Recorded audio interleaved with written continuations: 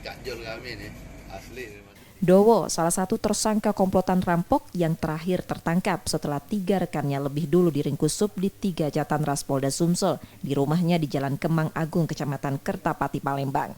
Pada polisi, tersangka mengaku melakukan kejahatan bersama komplotannya dengan membuntuti korban yang baru saja mencairkan uang di bank.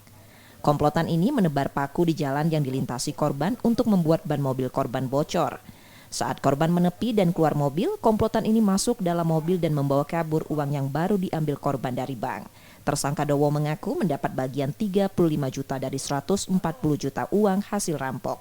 Tersangka juga mengaku komplotan mereka sudah beraksi di beberapa lokasi di Sumsel. Kempes ban dengan cara paku payung berpaku payung. Itu mulai diintai dari mana? dari bank BCA. Tahu bahwa dia narik uang ya? Ya, Terus uangnya diambil di mana? di pasar. Dari pintu ya?